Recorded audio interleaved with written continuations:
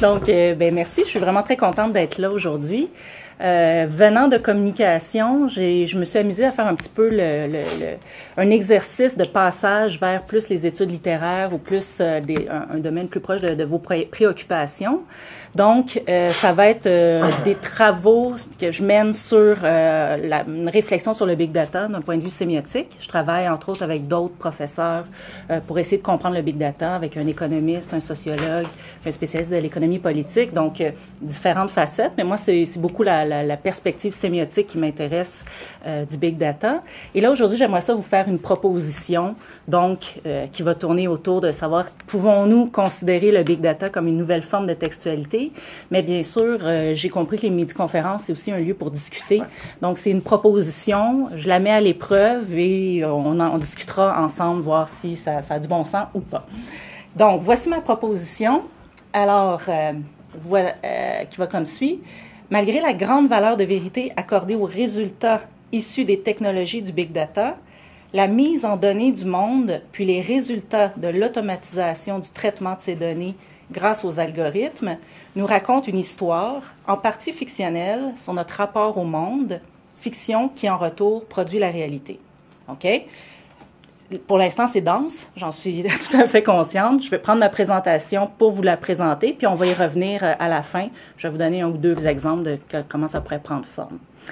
Et donc, pour bien comprendre où je me situe, je vais vous présenter un schéma. Certains l'ont peut-être déjà vu. Évidemment, il évolue vu que je continue à travailler sur le schéma. Et donc, ici, c'est une synthèse. Je vais essayer de vous présenter les principaux éléments pour bien comprendre où on pourrait situer cette nouvelle forme de textualité-là. Donc, évidemment, l'individu, nous sommes là et nous avons un ensemble d'appareillages technologiques, d'interfaces, de bidules informatiques à travers lesquels on communique, on interagit, bon, etc. Donc, on imagine très bien le cellulaire, la tablette, l'ordinateur, etc.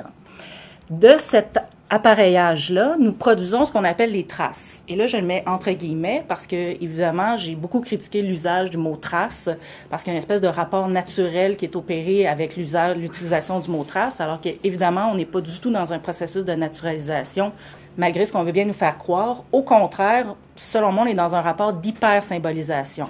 Qu'est-ce que j'entends? C'est que il y a une traduction du monde, il y a une traduction de nos actions qui est opérée en données numériques. Et que sont ultimement les données numériques? Ben, si on veut y aller rapidement, c'est une série de 0 et de 1. Et il n'y a rien de plus symbolique que le langage binaire, c'est-à-dire qu'il faut vraiment avoir le code pour être capable de produire du sens avec cette série de chiffres-là. Et donc, c'est de l'ordre du symbolique. Et je dis hyper symbolique parce qu'on est à une ère où il y a une numérisation de plus en plus grande et constante du monde en général, de nos actions, et ça va en croissant, et donc hyper est vraiment mis en excès. Donc un ensemble d'actions qui ne laissaient pas de traces numériques à l'époque, bien aujourd'hui on en laisse, et donc de plus en plus on laisse des traces, entre guillemets, de nos actions. Donc un rapport d'hyper-symbolisation. De ces traces-là, on en fait ce qu'on a appelé le big data. Et là, je vais y aller rapidement aussi. Le big data, c'est bien sûr, oui, ces données massives-là, mais souvent, il est entendu aussi par un ensemble d'outils qui est lié pour traiter ces données-là. OK? Et le big data est souvent lié à ce qu'on appelle les 3V, 4V, 5V, dépendamment des auteurs. Donc, la vélocité, la vitesse, la variété, etc., de données massives. Donc, c'est vraiment l'idée de données massives qui bougent rapidement, qu'on peut croiser, qu'on peut traiter de manière là, massive. Donc, le big data. Le passage qui est fait de ces traces-là que l'on produit vers les big data, donc vers ces données-là, en est un de décontextualisation. C'est-à-dire qu'on va prendre certains éléments de nos actions sur le web, on va les traduire en données. Ces données-là vont être placées dans des bases de données qui sont décontextualisées, c'est-à-dire qu'il y a un ensemble d'éléments contextuels qui ne sont pas liés aux données. D'ailleurs, une des tendances est justement d'essayer de lier de plus en plus de données pour les contextualiser. Mais bien sûr, il va toujours nous manquer des données, c'est-à-dire qu'il y a plein d'éléments qui ne sont pas captés par l'appareillage, et donc un ensemble d'éléments contextuels ne seront jamais liés aux données. Donc, elles sont décontextualisées, elles sont placées dans ces grands, immenses bases de données. On parle même de fermes maintenant, des fermes de serveurs. Et donc, ces données-là sont latentes.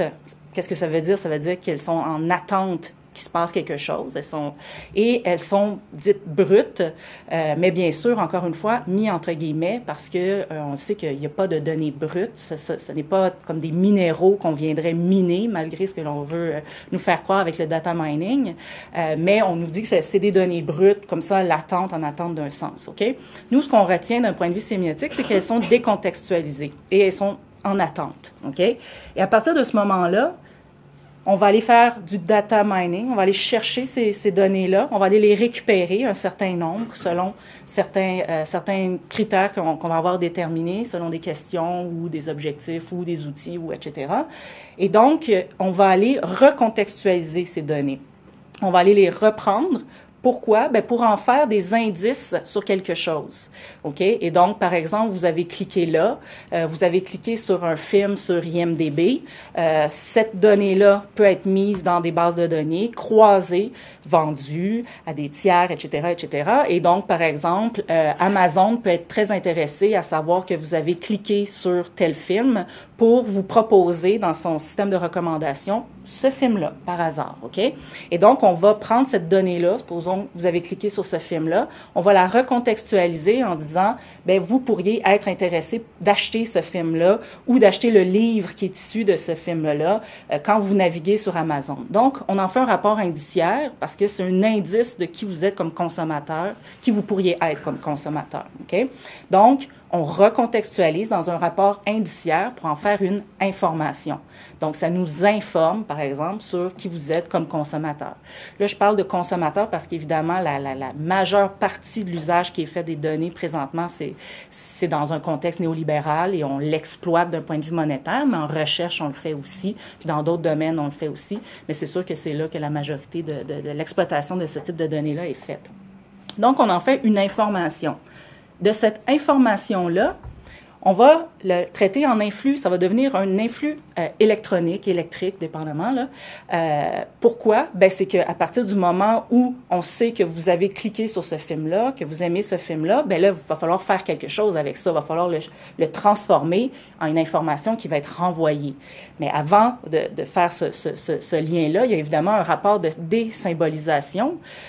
On désymbolise cette donnée-là qui était traitée à partir d'un encodage pour en faire un influx qui va devenir tout simplement un rapport signalétique. On en fait un signal, ça va être ce qui va s'afficher sur ultimement votre interface, votre appareillage, OK?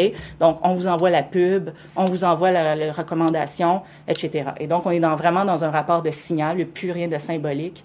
Et donc, si on regardait le schéma dans une présentation que j'avais faite, Bertrand m'avait invité, je faisais une lecture de ce schéma-là plus d'un point de vue politique. Donc, il y a vraiment une dépolitisation à travers ce type de rapport-là. On évacue le symbolique, donc il n'y a plus de négociation sociale qui est possible à partir du moment où on est dans un contexte de traces et signaux, OK? Donc, là, ce qui nous intéresse, nous, c'est de dire, bien, est-ce que là, il y aurait lieu de penser une nouvelle forme de textualité dans ce schéma-là? Et c'est la proposition que je veux vous faire aujourd'hui. Donc, pardon, puis le dernier rapport, évidemment, c'est le rapport de l'interface à l'individu dans un rapport iconique et symbolique, bien sûr, avec l'écriture. On nous envoie une belle image, on nous envoie un beau titre de livre, bon, etc. Et donc, c'est là qu'on retrouve ce rapport-là iconique et symbolique, mais évidemment, à travers un schéma qui a évacué le rapport politique, communautaire, négociable à travers la production du sens. OK? Et donc, la proposition que je vais vous faire aujourd'hui, c'est pouvons-nous considérer ce moment-là comme une nouvelle textualité, c'est-à-dire à partir du moment où on va miner ces données-là et qu'on en produit du sens, n'y a-t-il pas là une nouvelle forme de textualité qui est opérée, une reconstitution, une recontextualisation à partir de certains éléments pour arriver à des informations, mais ces informations-là, on pourrait le changer par texte. Est-ce que ça ne serait pas là le lieu d'un texte? Et qu'est-ce qui serait opéré là par cette nouvelle textualité-là? C'est évidemment les algorithmes. Donc, est-ce que l'algorithme serait le lieu d'une production du sens? Et là, vous remarquez que je fais très attention de ne pas utiliser le mot « interpréter ». Mais c'est là, on frôle l'interprétation parce qu'on a un ensemble de données qui est interprété, entre guillemets, par la machine pour nous produire des informations que l'on va considérer comme vraies. Okay? Et donc, le rapport de vérité associé à l'information, elle est très, très forte. Et quand on va du côté de la recherche, mais aussi du milieu des affaires, etc., ce que les données nous renvoient comme information, c'est vrai, c'est le réel. C'est comme s'il n'y avait plus de médiation entre moi et le monde. Voici ce qui se passe. Et non seulement voici ce qui se passe, mais voici ce qui va se passer. Parce que ce sont des outils principalement prédictifs. Ça va identifier des patterns pour voir qu'est-ce qui va arriver par la suite. Et donc, le rapport de vérité est très, très fort associé à l'information. Mais pourtant, on a automatisé une certaine forme d'interprétation. Et donc là, évidemment, ça pose d'énormes questionnements pour nous en sciences humaines, en art, en littérature, parce que interpréter l'étymologie, c'est révéler. Et donc, là, on nous révèle la vérité à travers un processus d'automatisation où, je vous le rappelle, l'individu, tout ce qu'il fait, c'est des actions. C'est cliquer, peser, cliquer, bouger, se déplacer, etc. Et donc, on est en train de nous révéler le monde simplement dans nos actions. On nous renvoie des signaux. Okay? Donc, on peut se poser la question de ce rapport-là à l'information, mais aussi de ce rapport-là à un texte qui serait produit à partir du moment où vous acceptez avec moi, si je vous convainc, que ce n'est peut-être pas si vrai que ça. Et donc, peut-être qu'il y a quelque chose qui est de l'ordre du faux, et peut-être qu'il y a plusieurs éléments qui peuvent biaiser les résultats, à commencer par les données elles-mêmes, à commencer par, juste d'un point de vue très, très pratico-pratique, travaillant sur le big data, ben, la première étape à laquelle je me confronte, ben, c'est de nettoyer les données. Parce qu'on passe un temps fou à nettoyer les données, parce qu'il y a énormément de données qui viennent biaiser les résultats. Alors, juste déjà là, on a quelque chose de l'ordre du faux qui s'introduit et qui peut changer l'information, ben, qui ultimement peut changer le texte. Okay? Et donc, si on y va de manière synthétique, les données numériques sont une forme d'encodage à partir du langage informatique. Ces données-là sont décodés à partir d'algorithmes. Et donc, ces algorithmes-là, qu'est-ce qu'ils font? Ils vont automatiser la production du sens. Si on regarde l'algorithme, parce que présentement, pas d'un point de vue littéraire, mais d'un point de vue vraiment plus communicationnel, je m'intéresse aux algorithmes. Je trouve ça vraiment fascinant. C'est intellectuellement fascinant ce qu'est un algorithme. Et donc, je vous amène à la définition qui est donnée du grand Robert, qui nous dit: un algorithme, c'est une suite de règles formelles explicitées par une représentation de type mathématique et correspondant à un enchaînement nécessaire. C'est un calcul, enchaînement des actions nécessaires à l'accomplissement d'une tâche. Okay? Donc, il y a une forme de mathématisation dans la production du sens et donc d'actions que l'on va traduire en données qui vont être opérationnalisées à travers des calculs mathématiques. On va arriver à produire un texte. Ce qui est quand même assez fascinant parce que les algorithmes, ultimement, peuvent devenir assez autonomes. Et plus ça va, et je vais vous montrer, on tombe dans ce qu'on appelle l'apprentissage machine, le machine learning, ben, les algorithmes apprennent par l'entrée de données. Okay? Et donc, ce que ça nous donne, ben, évidemment, une nouvelle textualité basée sur une logique mathématique. Et donc, par des mathématiques, on va arriver à produire du sens, on va arriver à produire des textes.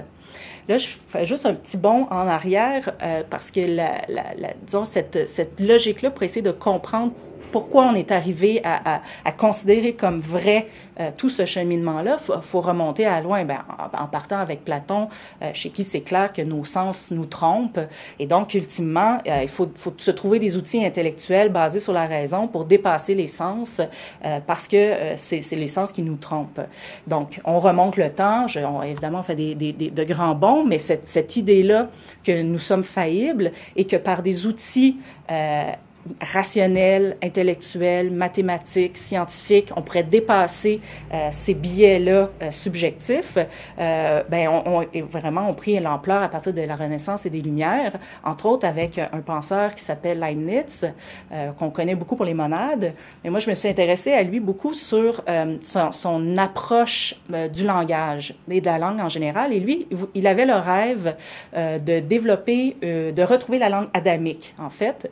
Pourquoi? Ben, c'est un étalon de mesure pour évaluer le vrai. Une fois que Dieu n'est plus l'étalon de mesure pour évaluer ce qui est vrai, ce qui est faux, la science a pris le relais et lui voulait, par la science, retrouver la langue de Dieu, donc ça aurait été parfait. Et son intuition, c'est lui qui a introduit le langage binaire en Occident. Donc, les Chinois l'avaient, bien sûr, mais c'est lui, il s'est dit, ah ben, ultimement, ça serait merveilleux si on pouvait tout dire avec des 0 et des 1. Plus encore, il a vraiment développé la logique formelle, et là, il est arrivé à développer ce qu'il a appelé la caractéristique, qui est un langage qui aurait dépassé toute subjectivité humaine et par lesquels les problèmes philosophiques auraient été résolus par des formules mathématiques. Donc, c'est plus discutable. C'est vrai ou c'est faux. Et donc, cette logique-là, en arrière, de mettre sur un piédestal les mathématiques demeure, et parmi la science, bien, la reine des sciences, c'est évidemment les mathématiques, où il y a un rapport de vérité très fort qui est associé aux mathématiques. Et donc, et là, j'ai pas de jugement de valeur, c'est pas pour dire c'est bien, c'est mal, c'est juste qu'on se questionne pourquoi, ultimement, dans la logique Big Data, on arrive à avoir un si grand rapport de vérité avec ce qui nous est énoncé, mais parce que ça passe par l'informatique, parce que aussi c'est issu de l'idéologie ou de la pensée cybernétique, etc. On remonte jusqu'à aujourd'hui. Et donc, ultimement, on arrive à des textes que l'on considère nécessairement comme vrais, mais où on peut finalement se poser des questions et se dire, mais peut-être que non, peut-être que là, il y a des éléments fictionnels qui interviennent, et peut-être que même à l'intérieur de ce langage mathématique-là, il y a possibilité de produire de la fiction. Et donc, évidemment, probablement que les mathématiciens sursauteraient et que ça ferait scandale, mais je trouve que l'idée est quand même intéressante de se questionner, à savoir, ben, si on peut considérer ces algorithmes-là aussi comme des producteurs de fiction basés sur une logique mathématique. Et donc, la proposition que je vous ai faite au départ, je vous la relis, elle va probablement être beaucoup plus claire. Malgré la grande valeur de vérité accordée aux résultats issus des technologies du Big Data, la mise en données du monde, puis les résultats de l'automatisation du traitement de ces données grâce aux algorithmes, nous racontent une histoire, en partie fictionnelle, sur notre rapport au monde, fiction qui en retour produit la réalité. Il reste juste le dernier petit bout à expliquer, c'est qu'en fait, ces outils-là, qui sont des outils prédictifs, fonctionnent sur un principe qu'on appelle la prophétie autoréalisante ou autoréalisatrice. Je prophétise telle chose, et parce que je l'ai dit, ben, c'est ce qui arrive finalement. Et donc, tous les systèmes de recommandation fonctionnent comme ça.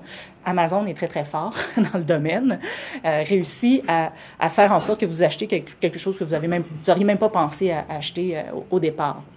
Et donc, si ces textes-là sont produits à travers ce schéma-là, à travers des algorithmes, et qu'ils nous proposent une histoire, en partie fictionnelle, et que dans un cadre de prophétie autoréalisatrice, cette fiction-là produit la réalité, bien, on peut voir la force de ces outils-là à partir du moment où on pourrait s'en emparer, mais d'un point de vue artistique, peut-être plus commercial, mais essayer de voir s'il n'y aurait pas là des modes d'expression artistique qui deviendraient intéressants à travers l'utilisation des algorithmes.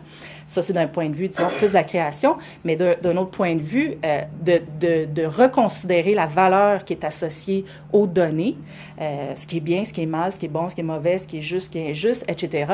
Le replacer dans un contexte où, oui, il y a en partie une production fictionnelle. Je crois que ça viendrait aussi relativiser la tendance qu'on voit actuellement, où il y a de plus en plus une datafication du monde, et où tout le milieu des affaires avec ce qu'on appelle le BI et tout ça plonge, et on est en train de prendre des décisions commerciales sur la base de résultats issus des algorithmes, mais socialement aussi, on s'en va vers ça. À un moment donné, les algorithmes vont nous dire si on investit dans l'école ou dans l'hôpital, parce que ça va être ça qui va nous dire quelle est la vérité, qu'est-ce qui est... Et donc, à partir du moment où comme société, on va de plus en plus se fier à ce genre d'outils-là. Je pense que c'est important qu'on se questionne sur la part fictionnelle. On est en train de nous raconter une histoire et ces outils-là ne sont pas neutres, ils sont issus d'une idéologie, en grande partie cybernétique et néolibérale, et on nous raconte une histoire néolibérale. Et donc, ça a des effets aussi sur le monde dans lequel on vit.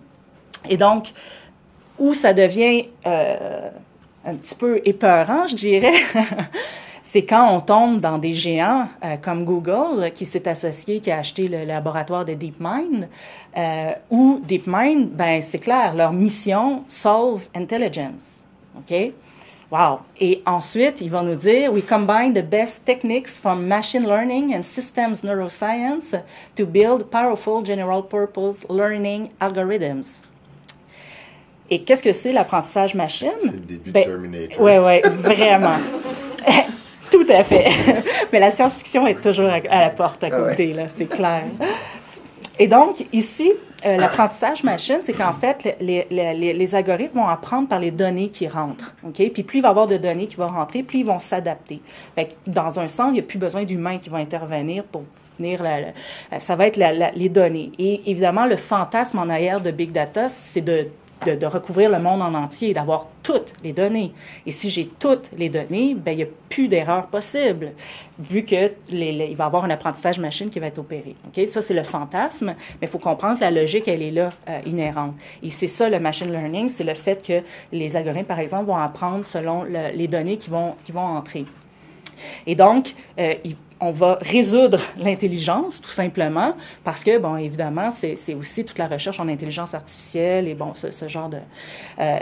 évidemment, ce genre de recherche-là me fascine énormément et il y a énormément de points extrêmement positifs qui en ressortent. Mais c'est sûr que quand on tombe dans des monstres tels que Google, où ils ont des laboratoires très secrets, où il y a des transhumanistes très affichés dont Ray Kurzweil qui travaille au sein de Google. Maintenant, on appelle ça Alphabet, mais on s'entend qu'Alphabet, c'est Google avec des labs. Ils ont un laboratoire de biotechnologie, évidemment, et donc, et ultimement, ben, le rêve de ces transhumanistes-là, c'est que le corps devienne entièrement synthétique, et donc il n'y aurait plus de maladies, plus de morts, plus de... Bon, et on dépasserait toutes nos limitations, parce que nous sommes faillibles, nous, humains, et donc on deviendrait plus fort, plus intelligent, plus en santé, plus bon. Bon, ça aussi, c'est le fantasme, mais revenons à notre textualité. Ben, c'est ça aussi qui est inscrit dans ces technologies-là. C'est aussi l'histoire qu'on nous raconte. Et donc, cette textualité-là, si on la considère comme ça, ben, on peut venir questionner l'histoire qu'on nous raconte. On peut la remettre en question, on peut la critiquer dans le sens foucaldien du terme, c'est-à-dire de poser des questions à l'histoire qu'on est en train de nous raconter à travers ces outils-là. Et donc, ici, juste pour aller un petit pas en avant, je sais que je dépasse un petit peu mon temps, mais le Google DeepMind, ici, d'ailleurs, c'est assez... il n'y a pas beaucoup d'informations, hein, c'est beaucoup des portes closes. Hein, alors, on ne sait pas nécessairement ce qui se passe, mais bon, vous pouvez imaginer que Google, c'est vraiment la machine à big data. Là, ils ont des données, c'est hallucinant. Alors, lié avec ce type de technologie-là, on commence à voir ce que la bête peut faire, peut réaliser. Et là, on est rendu ici, il y a un article au bas à gauche, Teaching Machines to Read and Comprehend. Ah ben là, moi, c'est sûr que sémioticène, là, ça me frappe énormément parce que là, on n'est même plus, là, je disais interprétation avec des guillemets, mais c'est plus ça, là c'est plus juste interpréter, c'est lire et comprendre. Les machines vont comprendre. Alors, évidemment, je suis allée voir, essayer de comprendre qu'est-ce qu'ils voulaient nous dire par Teaching Machines to Read and Comprehend. Et donc, ils vont nous dire juste dans l'abstract, Teaching Machines to Read Natural Language Documents remains an elusive challenge. OK? Puis là, je vous amène juste à la dernière phrase.